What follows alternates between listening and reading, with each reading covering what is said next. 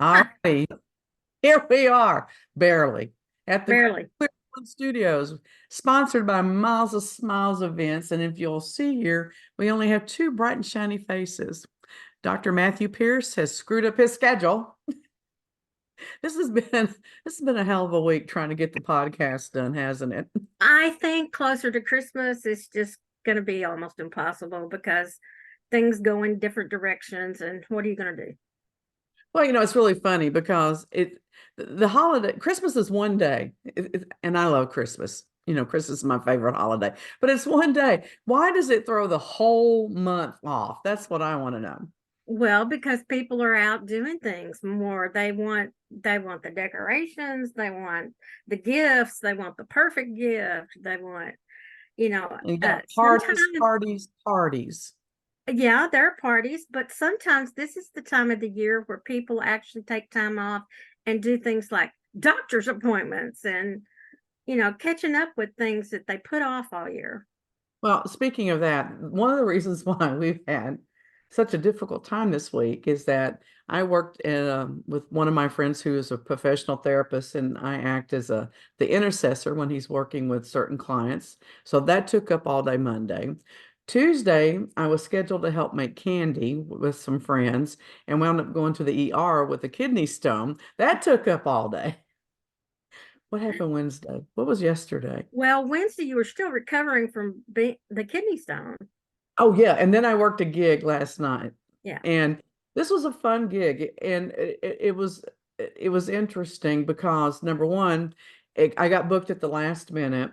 Number two, they booked the whole restaurant, so the party took up the whole restaurant, and it had a theme, and I had so much fun dressing up for it because it was an Arabian Nights theme. So I put on my harem pants, my pseudo belly dancing belt, and my peasant blouse, and my embroidered vest to go with it, and I had my coin headdress and all this stuff. It was a lot of fun, but um, two things that came out of that for me is that the party was a celebration of life before the person is passing. They're ill. Hmm. They're very ill. And so this was a bringing together of their friends from all over the country to celebrate this person. And I thought that was incredible. That makes sense. That makes so much more sense to me than a funeral. Well, it really does. People are can. Here's what I want you to know. Yeah, Here's what and here's what our friendship meant. Here's what our business dealings meant. exactly, exactly. But it was so cool. It was a cool party with the theme. They had a live camel there for pictures. They had belly. Camel. I didn't get to see any of this because I was busy all night long, but wonderful group of people. It was just, I love it when you go and you feel like you're part of something, even if you don't understand what you're being a part of. And that's what I felt like. And it just really, really was incredible. But I was exhausted and I overslept. I missed Bible study this morning. And then I went out there and I had another flat tire, and Good it wasn't grief on flat. your new car. Yeah, it was low. They had two tires that kept going low on me every week. So I Uh-huh. finally took it up to the tire place, and one had just a slow leak because it had a nail. The other had four nails, so I had to replace it. Oh. Mm-hmm. And I but with all the construction on the highways going on, Mm-hmm. I mean, I'm surprised everybody doesn't wake up to a flat tire once a week. Yeah. Seriously. And somebody hit something the other day and it hit the front of my car, and so I've got a ding in the front of my hood that I've got to get fixed. Brand new. Oh, forgot to tell everybody. I'm Deborah Colleen Rose, and this is Luann Morris. We're just jumping right in. We're talking again, Yeah. obviously. Well, that's what happens when Matthew's not here. Yeah, he keeps us stable. We don't go I do. on protocol. We just keep start talking. Yeah, I mean, he really does kind of shepherd us around, doesn't he? We should buy him a shepherd's hook, you know, Yeah, there you go. because he kind of keeps us focused, which is That's really funny. funny because when you're just talking to him, he's not very focused and one-on-one. So anyway, we're going to talk about two things today. We actually kind of planned ahead. Well, sort of. Even without Matthew intervening.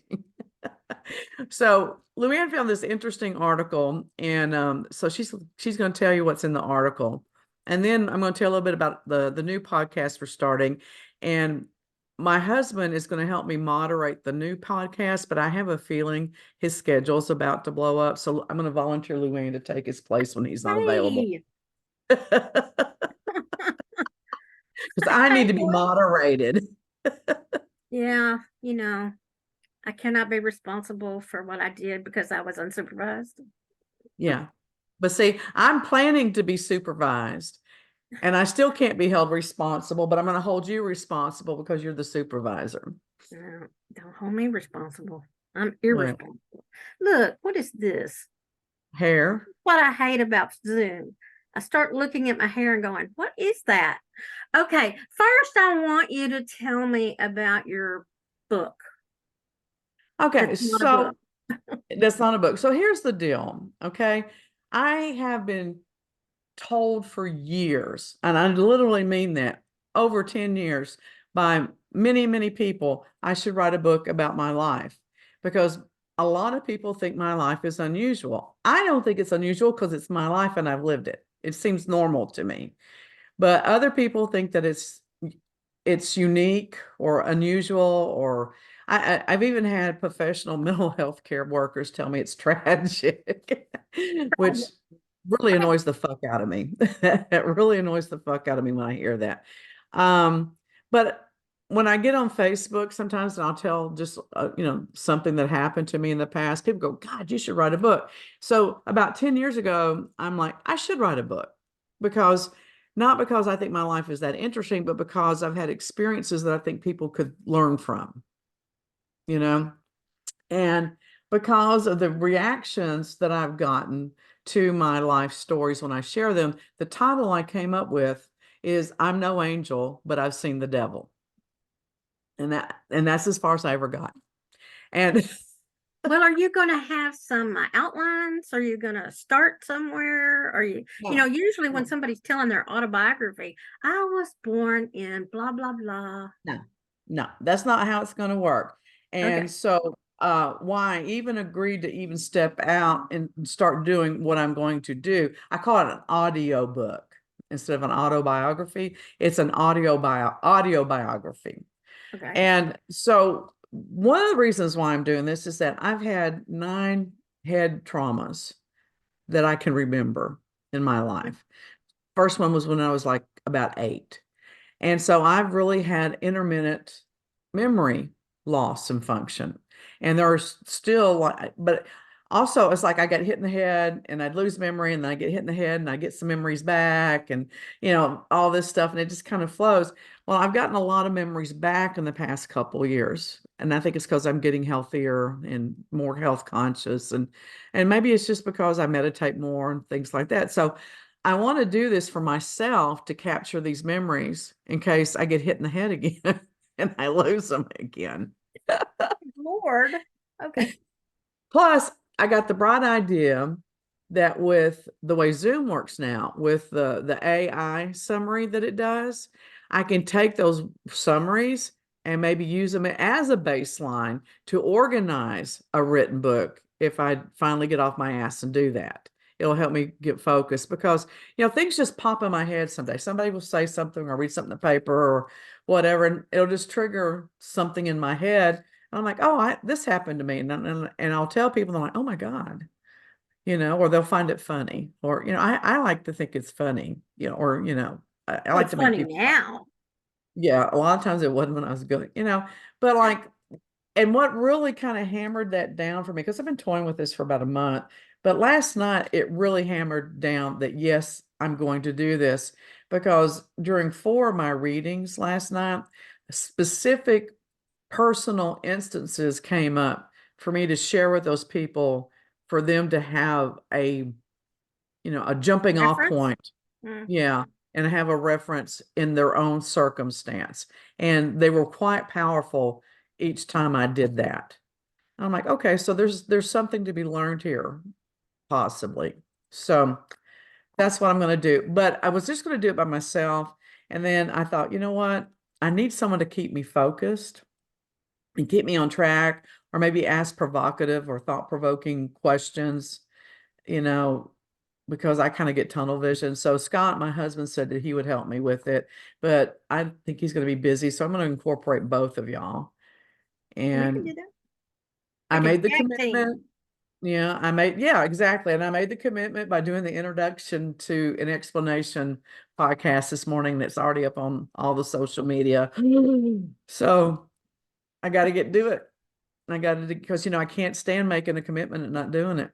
Right. Yeah, she's all about that. And she stays on my butt all the time about things. You said you were going to do that. I do. I call her, you said you were going to do that, Luann. That's like her name now. You said you're going to do that, Luann. That's my whole name. You said you're going to do that, Luann Morris. Yeah, I said that. I changed my So, all right. So going the opposite direction, do you think, because you probably know me as well as most people that are close to me, um, do you think my stories have a value? And tell the truth. Yes, because sometimes we show ourselves, shall we say, um in that I did this. It was not a good thing. Yeah, Pay attention. Pay absolutely. attention to what I did because you might think it was fun, but not at the time. You might think Yes. it's a funny story, but what is the real story here? I was not thinking, I was not playing the whole scenario out for my best, Oh, for my, hell, I wasn't thinking the first 30 years of my life. I just yeah, kind of went with the flow, I think. I was willing to do anything, try anything, and if I liked it, I'd do it twice. That was my motto for years, you know. But to give people a point of reference, if you don't know me and haven't followed me on Facebook or something, I've been married 5 times. I was widowed. I was married to a gay man. Um, I have 2 children that were diagnosed with mental health issues that put me into an advocacy and education position for years because that was my passion. Um, I didn't go to college, but I had a scholarship to Columbia and didn't go. That tells you how smart I am. Uh, I've been self-employed since 19 or 20. The only real job I ever had was working for Homer's Home Improvement. So it was like a do or die thing for me all my life. I have a lot of weird friends. Yeah, case in point. well, because of your experiences and because I think because of some of the things you've studied, like NLP, you've been able to help me put words in my vocabulary and it not necessarily words I don't know, but in the order that I say them. Yeah, that's You know, huge. That's a and huge thing. in and to I'm a scientist at heart. So what I do is the facts, ma'am. I just report the facts. Hmm. And that's the way a scientific report goes.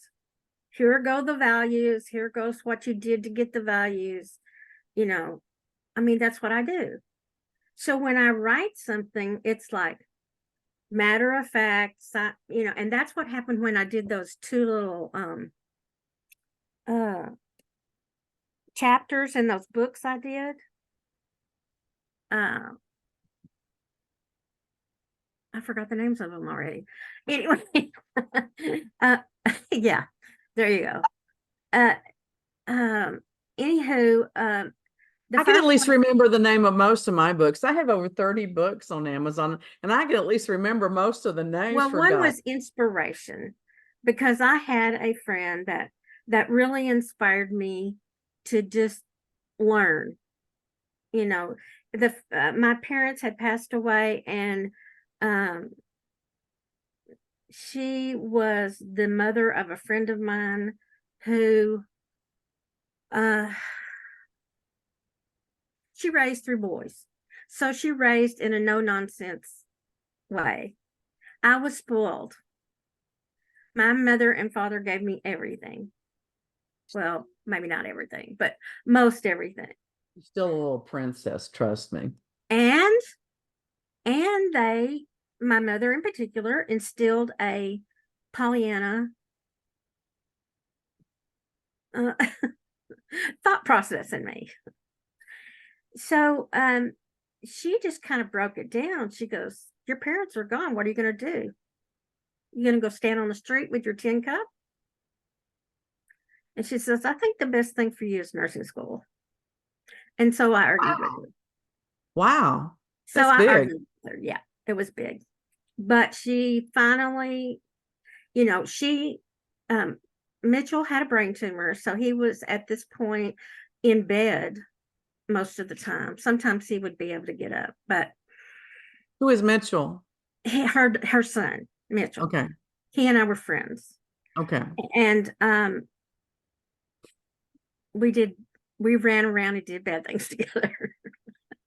It's But kind of hard to do those while you're running. Shouldn't you be laying down? not all of our bad things were laying down. Some of them were running. Uh, uh, Anywho, Good old days. yeah, young and dumb. But I helped take care of him, and she never got out of the house, so she wanted to go on a trip, a 3-day trip. And she taught me how to give his injections. He was on morphine. Oh, So wow. it was palliative care for his brain tumor. And I'll never forget the first time I went to give a shot, because she had helped me with an orange, that's to practice Hmm. with an orange.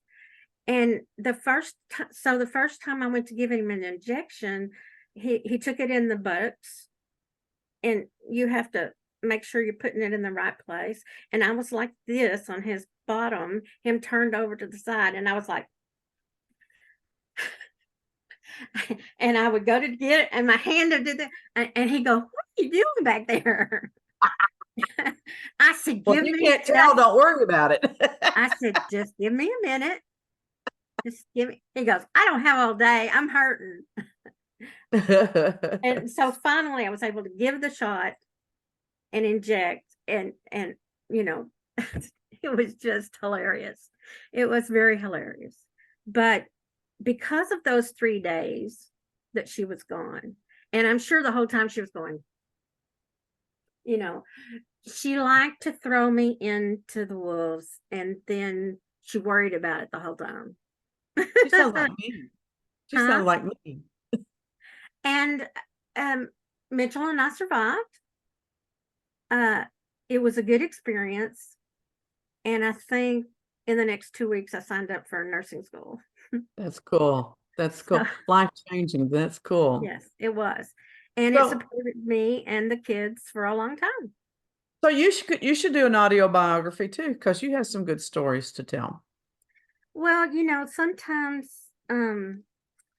hardship makes you do things that you didn't think you could do, or having a life altering experience then sends you in a different direction. Well, it's funny that you said that because that kind of sent me into a tailspin a couple of years ago, thinking about because people say, "Well, how did you plan your life?" I'm like, I didn't. I There didn't. was no plan to my life. I either saw an opportunity and thought it would be fun and I grabbed it, or I was in a situation where it was do or die and Yeah. I did what I had to do to survive. So like, I was a sales in sales for many years and I was in the think tank with Honeywell and Wang on how to sell voicemail to the public. And I owned two bail bond companies and then I had a private investigation company. And then I was in mental health for years and doing a lot of these all at the same time, not separately. So it wasn't like it was like swirling, Yeah. and having to wear all these different hats. And so here I am at this stage of my life. I still have the PI business. I still do advocacy. I do spiritual coaching. We do ghost busting. We have the entertainment business. Land development's now on the list, working with some real estate people on land development. And I'm like, aren't I supposed to be dead or retired? I mean, seriously, you know, laid up in bed, something. So I'm too Sometimes I get busy. in a funk and lay up in bed. Yeah. Yeah, no, that doesn't work for me either. And that's the other thing. It's just, um, I get these ideas in the middle of the night, and so now I'm having to get up in the middle of the night and write them down and stuff because, um, uh, my spirituality is huge, as you well know, in my life. I'm a Mhm. Christian. And so I get all these ideas now sent to me about how to progress myself spiritually. And so that's gonna be a whole probably 3 or 4 chapters all by itself as we go along, and how that transpired because I was a bad girl for many, many years, many, many years. Probably still am a bad girl by a lot of people's standards. But in my own defense, I heard today the best cool thing in the whole wide world. I am really against organized religion, and churches just bug the shit out of me as a rule. I've been kicked out of church twice.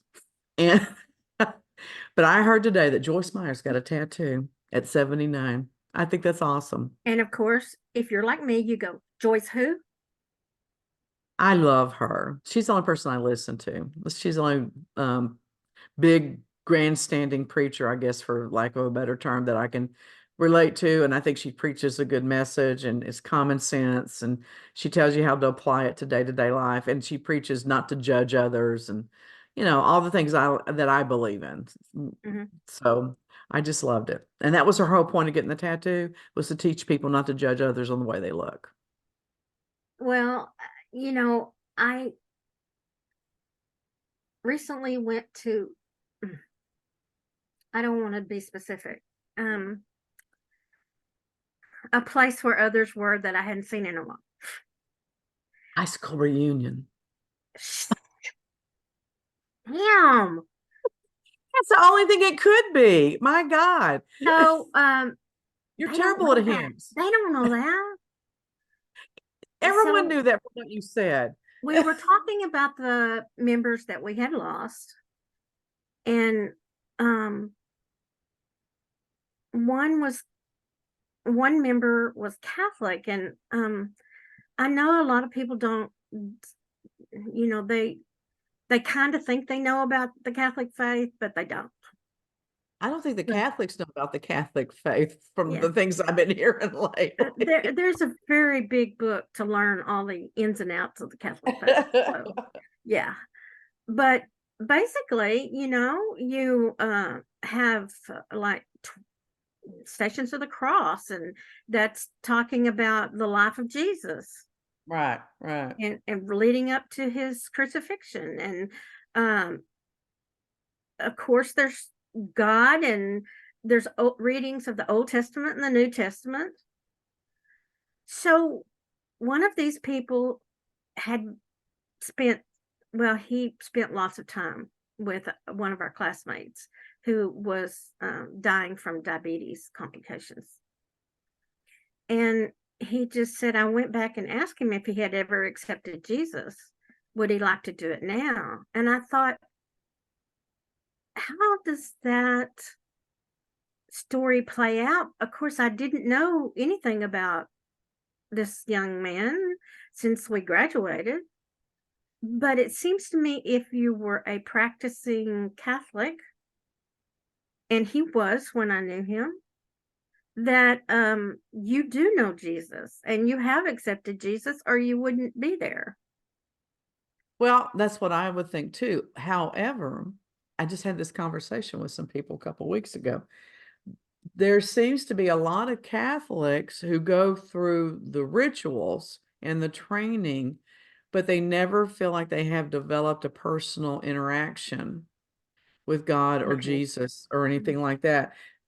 So based upon what I have an understanding between the Old Testament and the New Testament from the basic Christian standpoint is the Old Testament's law and the New Testament is Jesus who fulfills the law. And they don't ever get to the point where the law is fulfilled as far as their interaction with God. Okay. So that's I what just I've thought, heard from people that no longer practice Catholicism. but the thing And about it is, it's not like he didn't know Jesus. It's not like he hadn't been. All of a sudden, this has turned into preaching. I'm sorry, but it just confounded me that he really presented the story to us as he brought our classmate to Jesus. Well, I kind of get where he's going. Not that I'm Uh-huh. saying that I agree or disagree, but I understand what I think he might have been saying. There's a difference in knowing about Jesus Uh-huh. and knowing him on what a personal level, just like I know you. I know how you think, I know how you feel, I know how you're going to respond to a lot of situations. And so many people, because they live in legalism, what we call legalism, the law, thou shalt not do it, blah, blah, blah, blah, and you're doomed if you do this, and and you're unclean if you don't do this. They're so all about the law that they forget that there's a personality at the other end of that rope that they should be interacting with instead of focusing on the steps of getting around the monopoly board, so to speak. So that may be in what he was referring to. I don't know, not being privy to the Okay, but conversation. when we were talking about religions and how if you're not my religion, you're going to hell, I just don't see that. I I don't don't either. see, That's bullshit. if you believe in Jesus, it doesn't matter whether you're Baptist, Catholic, Methodist, Presbyterian, or No, whatever else. because this is what gets me is that Jesus, when he walked on this earth, whether you believe he's the son of God or not, the point is that when Jesus was alive, he brought the Jews and the Gentiles and everybody to the same plate. He fed them all spiritually. He fed them all physically when he fed them the loaves and the fishes. It was about bringing everybody together under one roof, not dividing them up into like little factions. So Well, and that's a part of the judgment nowadays that we gloss over, shall we say? I mean, why are when you're talking about organized religion, that's what I see, that they gloss over the fact that everyone was included in his life. Well, and that's what Joyce Myers was talking about with this tattoo thing today that I was watching. She's going, they're going to, you're preaching revival, and revival has, if it's active in your church, people come in there when they got purple hair, they got nose piercings, they got tongue piercings, they're going to smell different, look different, all these things. That's what revival is. And if you don't accept that, then you're not practicing revival and you're judging. And we're not allowed to judge. She goes, I just, and see, this sounds so much like something I was, I don't believe that when I get up there to the pearly gates, Jesus and God are going to call down to you and go, hey, have you got anything I need to add to Joyce's list before I get through judging her? No, no, that's You going know, to be a personal thing. no, and I'm like, oh my gosh, that's exactly what I was thinking. I would be saying that talking to people.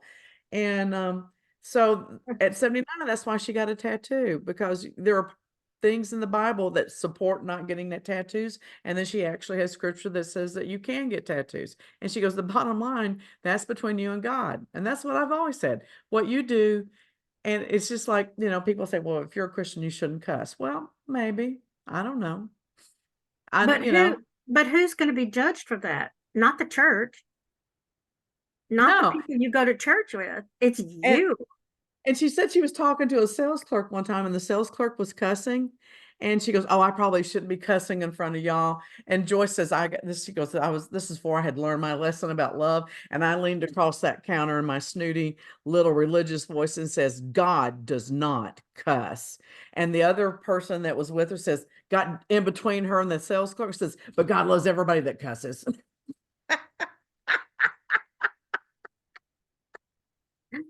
Oh dear. Okay. So one had the lesson learned, the other one was still learning it. Yeah, and I think that's how life goes a lot. I'm amazed at people who actually have things planned. What? What do you mean? Well, you were talking about how you've been just kind of sliding through, just doing what looks good, doing what feels good, doing what might be next, doing things you're interested in. And I think that's the way I've done it. Well, I honestly think that most of the people that have a satisfaction level higher than average, that's the way they live their lives. Because I cannot tell you in my life, through like listening to people's stories at the bail bond office, listening to people's stories as a private investigator, listening to people's stories as a spiritual coach and a handwriting therapist. How many people said, I followed the rules? I did this. I went to college. I got married. I had children. I did this. And they are so fucking unhappy. Yep. And they feel like they have just lived a worthless life, but they followed the rules. And so on the other hand, I could probably sit here for 3 hours and record a list of things that are tragic, like how many friends that I have had that have died, Mhm. the number of suicides Mhm. of people that I've known and love. Um, I mean, I could just go on and on and on and on. But I don't feel like I've had a tragic life, and I've been really satisfied with my life. And I have been not content all the time, but everything that's happened to me, I could say this came out of it that was positive, or I learned this lesson that made me a better person, or I was able to take that information and apply it to this situation to help somebody. I Right. mean, everything. I mean, everything that happened to me. Well, I think that the death of my parents, being the spoiled rotten brat that I was, is what helped me have compassion for my patients. Oh yeah, absolutely. Because you have it's odd to say that you have a wound that you can connect, but oh, I just got really bad deja vu. Sorry. I hate that sensation. I hate it. I Was just, it a good thing though, or a bad thing? well, it's never either. It just is. But it's like, oh my gosh, it gives me a whirligig sensation in my head. Like, but we've had this conversation sometime, or maybe even recorded it somewhere. I don't know, but deja vu, boo, boo, boo. Yeah, So, I've seen it too. I've had those moments. but I mean, how can you have true connection with people if you don't have a reference point? That's true. You know, how can I appreciate the feel of fur and the softness of it if I have nothing to refer what soft feels like? you know. So we have to have a point where we can connect and something that we can relate to connect to people. But again, going back to what you said earlier about words, that's why communication is so important. And this is why people are so bad about it. You can say soft and I can say soft, and they can be totally different things. So we have to understand people's filters. And the only way to do that is through empathy and also really strong communications, getting down to the nitty gritty and understanding your filters. And that's only done by asking a lot of questions. I just had a revelation Oh, good. Yeah. because people ask me, you know, am I happy? And I say, no, I'm unhappy. That's not true. I am happy. I'm just discontented. I'm, I am not content Well, with that's not a my life. bad thing though, because that could be a huge motivation to get you to do something that is profound or, wonderful. And it keeps people from sitting on their ass. This is something that's driving me nuts is seeing how many people that are my age or even younger that they retire or they're taking early retirement and they're just sitting on their ass doing nothing. What's the point of retiring? Well, that's why I say, life is a learning experience. Never stop learning. Never stop learning something. Well, don't stop doing either. To sit on your ass and maybe to live for, I'm going to travel once a quarter, let's say, and you live for that trip and you don't do anything in between those trips. What's the point? I'm not saying that travel's not good. It's not my cup of tea. You know, that's not what I would want to do, but I would enjoy it if I did it. Let me just put it that way. But it's not on my bucket list. That's not the thing. Mine is more about things that are going to really affect me. And so to go on a guided tour or a cruise, yeah, I'll have great interactions because I can go to the damn grocery store and have a great interaction. But I want to have something deeper than that. And the way you do that is to get into a place where you can really sit and connect with people and sit with them for hours or days or whatever, that type of thing. That's what I look for. Uh, And then I I run home and called say, I'm tired I of called the people. girl I worked with at Richland College. She and I hadn't talked in a year, and it was just like picking up from yesterday Yeah, and that's a just great talking connection. and yeah, yeah. Yeah, I'm that way with my cousin that we grew up together, and that was one of the things that I came to a gross realization on helping me to find out where my discontent was when I was younger, is that when my parents divorced, I didn't lose just my home and my routine. I lost my family, but I also lost all of my friends, the friends I had at school, plus my cousins who were my friends. I lost everything. I Wow. mean, it was my whole slate was wiped clean. And I mean that literally and figuratively because like when we moved here from Texarkana when I was 12, mother didn't bring any of our furniture. I had one dress, I had no clothes. I had a library at my age, a personal library of books that I collected of over 100 books, lost everything, my toys, my collections, my rock collections. Even as a child, I collected rocks and crystals and stuff. I lost everything. And then I wonder, gee, it would have been a miracle if I hadn't been an angry teenager. It would have been a Mhm. miracle. I was pissed. I was grieving, but I was pissed because I didn't like the fact that I didn't have any say so in the quality of my life. Well, you didn't have any say so about what memories you left behind either. No, no. And in the long run, I probably would not have thrived in Texarkana being the person that I am. Um, it probably would have been a bad situation for me in other ways. But I didn't have any say so. That was what Right. got me, you And know? that happens to a lot of kids where their parents divorce. Yeah. The parents are so angry at each other, they take it out on the kids when it's it's not an intentional thing. The parents are just so devastated that they run. So I don't see it as intentional. It I think happens. it is intentional sometimes. I do Well, think it is. it could be, but I mean, let's talk about that article that you found. You don't think that mm, was intentional? That was fucking intentional. that was intentional. So it caught my eye because it said that a boy who's been missing for 7 years showed up back at home. And when he was 11, he went on a trip with his mother and his grandfather. So I guess it was his mother and his mother's father. They Ooh, it would went be to, weird if it wasn't. yeah, they went to Spain, and the mother and the grandfather said he disappeared. They couldn't find him. He was gone.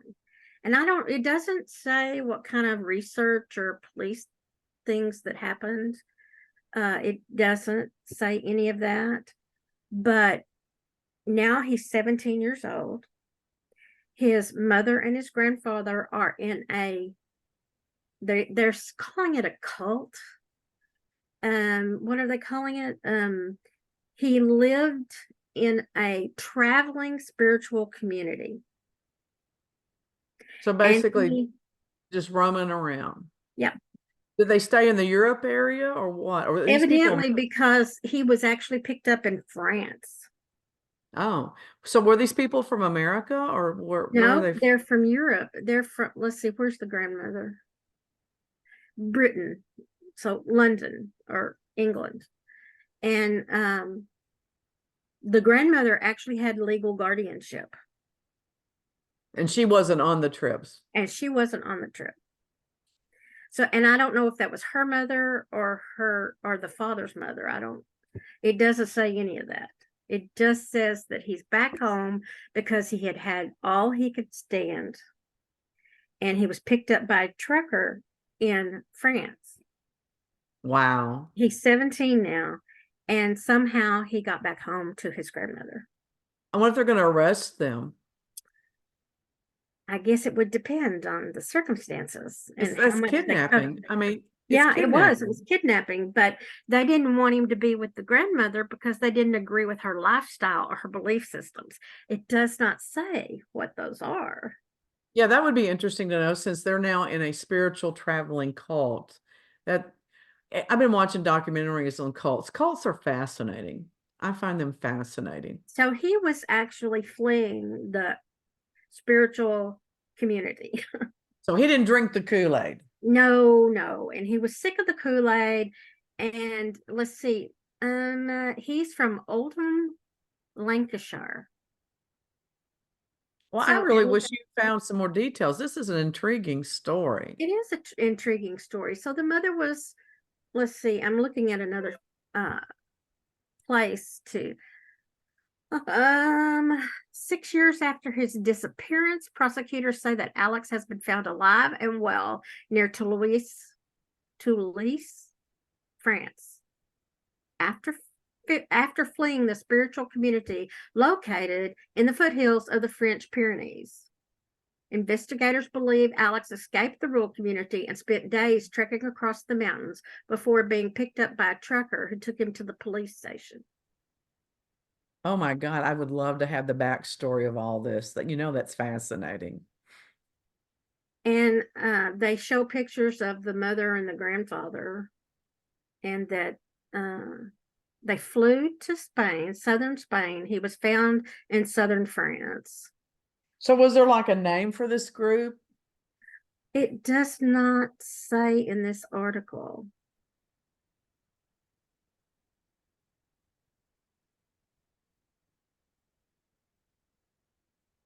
But at the time, the grandmother thought that they had taken him, that they just said he was disappeared. They were You know, he, that she, that is so tragic though. I mean, to to grieve. I mean, because she had to grieve over this child for 6 years or however long it yeah. was, and not But have any answers. they got a message to his grandmother that said, "I want to come home."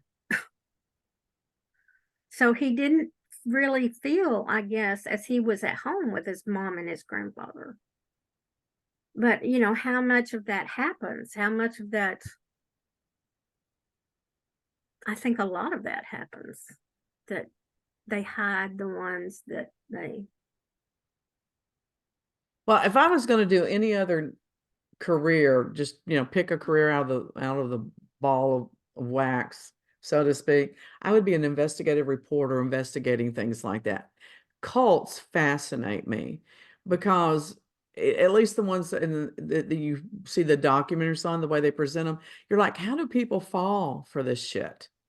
How do they get wrapped up? Because it Exactly. sounds so ridiculous the way they're presented in documentaries, but something trapped them, something caught them up into the mystique of all that. And, just like who was that guy that literally had everybody drinking the Kool-Aid because in South Koresh? America, Oh no, Jones, the ones in Africa. yeah, yes, Jones. And I remember watching a movie they made about that when I was a teenager, and it was Yeah. just fascinating. I mean, he started out like as an average style preacher, and it just escalated. And you're like, what was the point of that? It's not like he got wealthy off of it and lived like a king. He took them all down to South America and they lived in the jungle like heathens. So I love the word heathens. Heathen. Heathens. Well, I think that wow, the grandmother was 62 when he disappeared. Oh, wow. So he sent her a text that said, or called her on the phone, which is a uh, I would have imagined called. He's not going to have a phone, or he could have just called her and said, come get me. actually he was at the police station. So Yeah. yeah. Wow. Can you imagine the shock of Grandma, getting it's a me, like that? Alex. Yeah. I want to come home. I love you. I love you and I want to come home. Oh, I'd love to hear what he has to say about all of this. Well, this just happened, so uh maybe there will be some more uh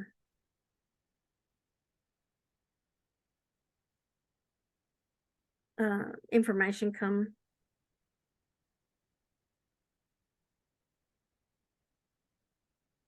What did I say his name was? Alex.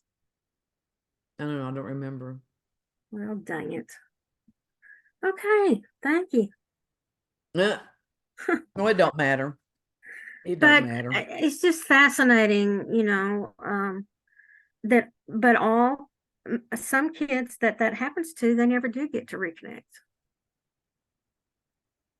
And I Well, guess that's where the rest of us stand. Why not? Why?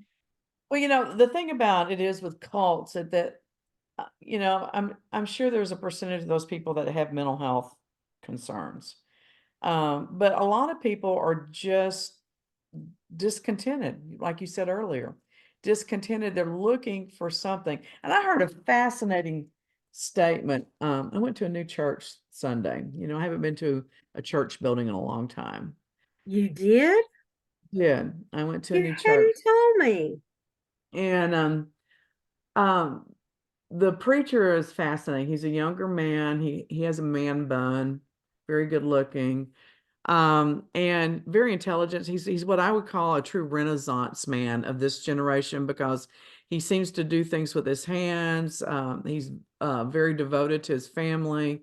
Seems like he's a good husband and good father from the things I heard through people in the congregation that talked to me and stuff.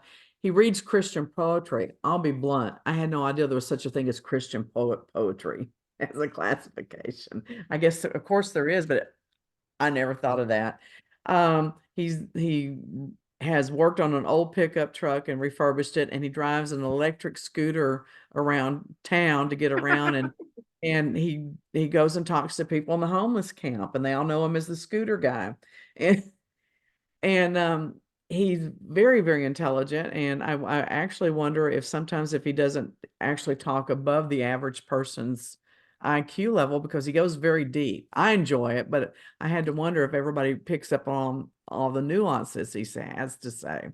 But he asked the group, he goes, "Do you ever have this longing, this discontent where you feel like you're looking for something, you're looking for home, or you're looking for something?"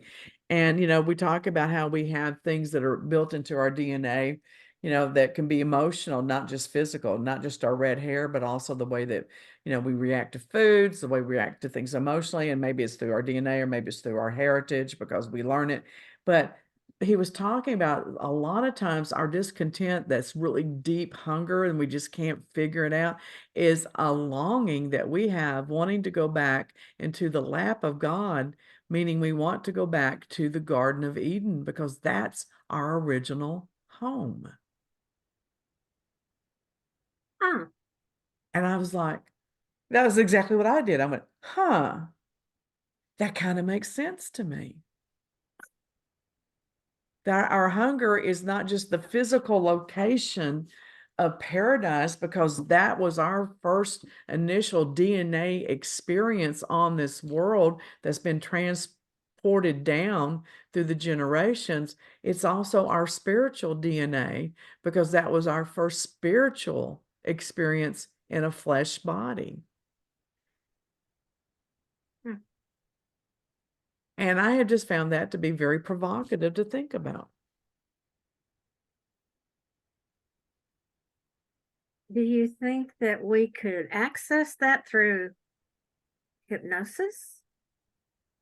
Well, no, I don't. Not in the sense that you're talking about, but I do think, and I actually, it's funny that you said that. I actually got a message, I believe. This is what I believe.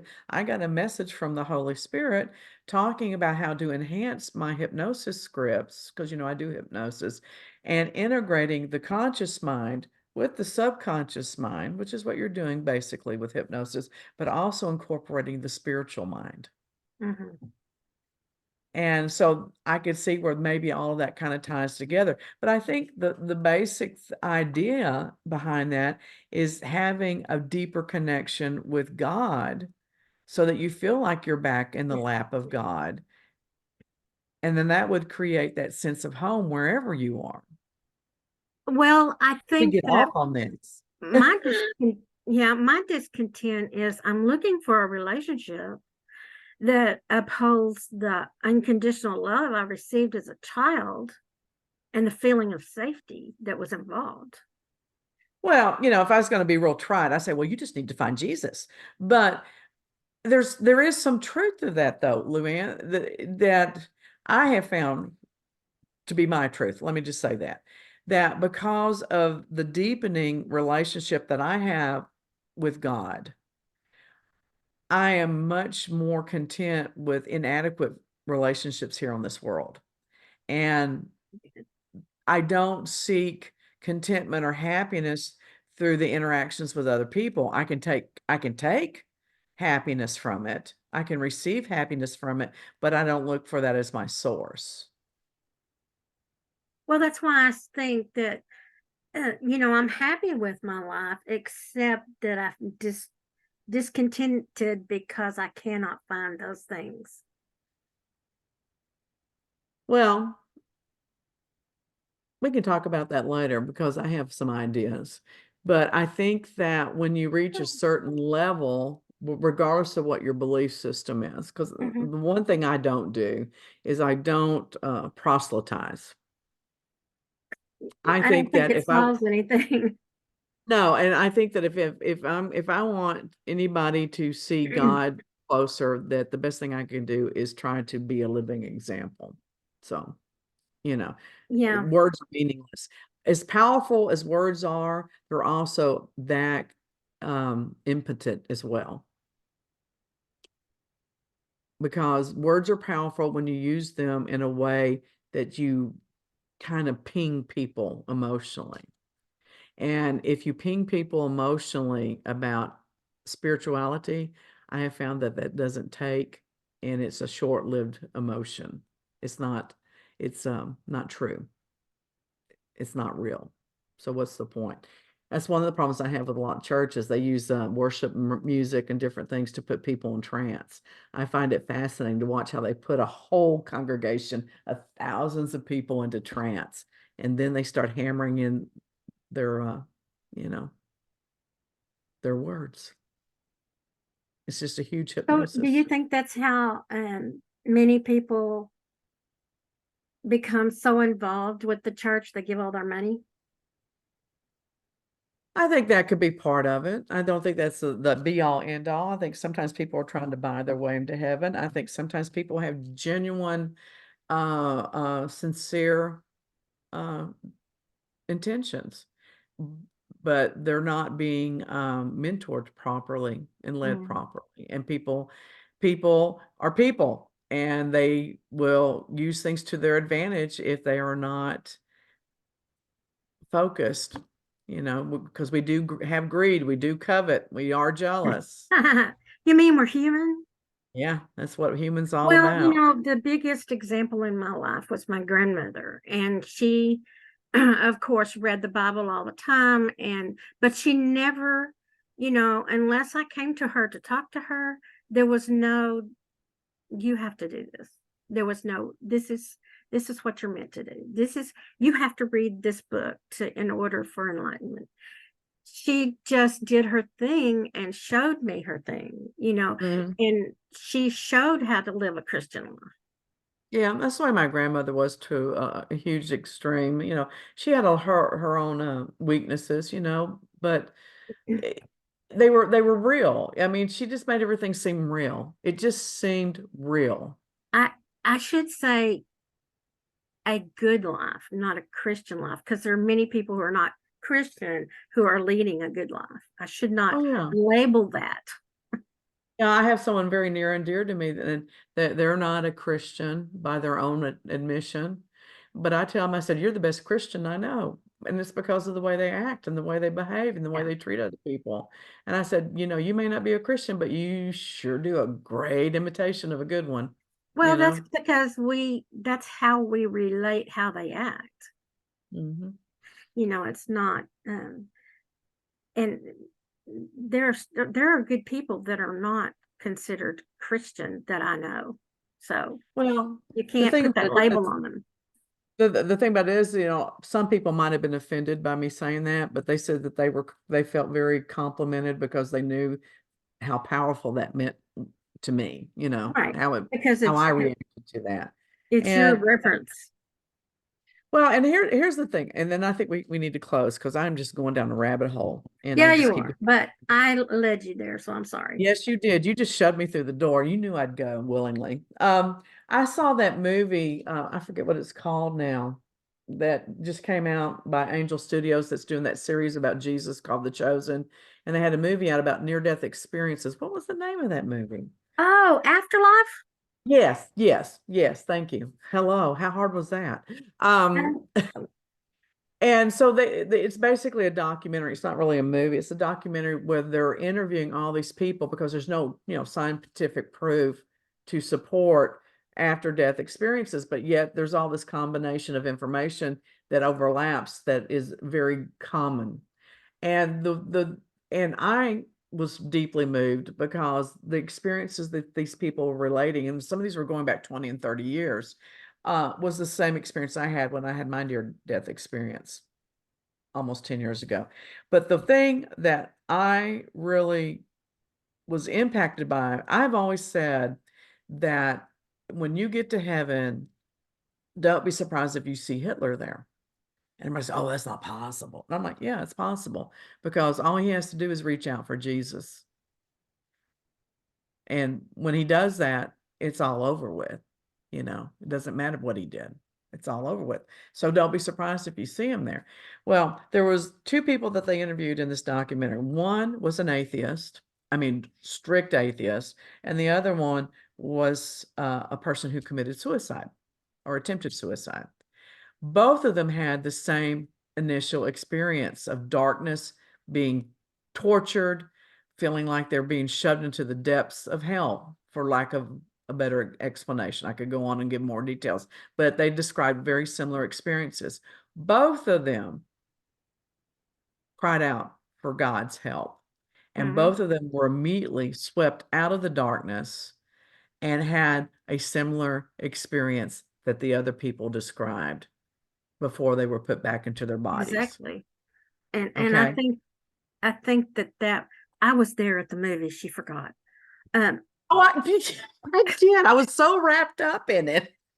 I, I thought I went to, you were there with me. Oh my God. I wasn't trying to be insulting. I just was so, and it's such a personal experience for me. and it was, and those were very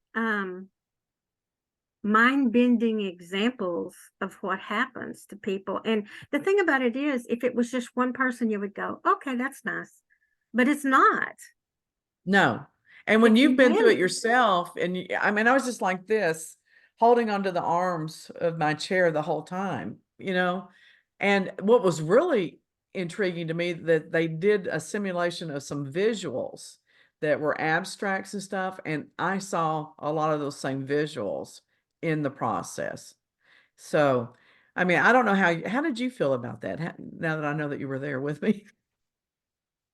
Well, I think I have the same, you know, although I might be spiritually enlightened in my time, or religious, or whatever you want to call it, um, I basically felt like that many times people would say this is what happened, and I would think, well, that was a personal experience. Right. They're kind of, they're dreaming or something. But when you see it, and you see the scientists in this documentary say, I'm not judging them. My judgment is still out, because there are so many people we talked to that had the same experience, many of which did not speak on film. Hmm. So he said, what do you want to believe then? Well, here's the irony of this. Before my own experience, I thought that was bullshit. Mhm. When people talk about these near deaths, I'm like, they're so full of crap. They were just hallucinating. They were in a coma. Their brain was on autopilot, whatever. And maybe that's true. And maybe that's what I experienced, but you'll never make me change my mind? Well, I was actually in a coma for 8 or 9 days, but I was in a drug induced coma. So Hmm. I have no memories of anything happening to me, but my doctor told me, you were trying to die. That's what you were trying to do. Mm. Because my kidney shut down, my liver stopped functioning properly, and all kinds of things because of the infection I had. And then I had anaphylactic shock from the medication they gave me Good in the in. God. They were So trying to kill you. yeah, yeah, the medication was trying to kill me. So it's just I think that if it happens naturally, shall I say, like you were knocked out when you fell, Isn't that what happened? You fell and you hit your head? No, I got hit in the head and then I fell. Oh, okay. I still have a dent in my head right here. I got hit in the So, head with the garage door. I have so it's like the size of a golf ball. but I'm of the feeling that something did happen in those 9 days. I just have no recall. I have no, you know, because of the drugs they gave me, there's no memories. Well, I think that's true of a lot of people, and so we could go on and on and on about this, but we'll save it for later. And I think that if you haven't seen the documentary Afterlife, that you should see it. Absolutely. I don't think you Absolutely. should take our word for it. No, because if nothing else, they'll give you something to argue with if you don't agree with it. But Right, it will make you think one way or the other. right. All right, my dear. And I'm that's just sorry true. I threw you down the religious rabbit hole. But I'll go there. I See, that's know. the other thing as we close. Since I've had that experience, because I was very much a skeptic, I was very reluctant to talk about God publicly or anything. Since I've had that experience, I can't shut up about God. You open the door, I'm going to talk about it. I can't help myself. And then I try my best not to be obnoxious. I try my best not to feel like I'm preaching to people or trying to convince them anything. All I'm trying to do and what I want to stay focused on is saying, this is what I think God is. This is who I think he is. And I love him and I know he loves me. And I just wish you could feel as good as I do about it. That's all I tell people because I do. I am so glad that God loves me because a lot of times I don't think anybody else does. And it's a good thing I don't need approval from other people because I would really be in deep doo-doo sometimes.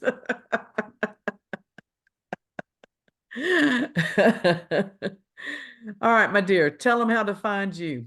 Uh, my statement is practice kindness. I Yes. am I am Herbal Lou, HERBAL-LU.com, and I'm working on a new website. Or you can get me through Herbal Lou 1105 at gmail.com. Yeah, and I need my face serum, damn it. Where is it? Sitting on my shelf over here. She makes a really nice face serum that I wanted customized, and I like it. And I've been out now for a couple of weeks, and I can tell a difference. I Yeah. need it. You're going to see me turning into the Wicked Witch. Ooh, I'm melting. All right. I'm Deborah Colleen Rose. I'm a private investigator. You can find me at isgu.com, isgu.com. I'm also a spiritual coach and handwriting therapist. It's deborahcolleenrose.com. And this show is sponsored by milesofsmilesevents.com. We are an entertainment company that come and tell you spiritual encouragement and enlightening words for fun to make you feel good at parties and events. Milesofsmilesevents.com. And we will see you next week. And hopefully Matthew will be back with us because he keeps us from going down these holes so bad. He does. All right, tell them bye. Bye now. Bye, y'all.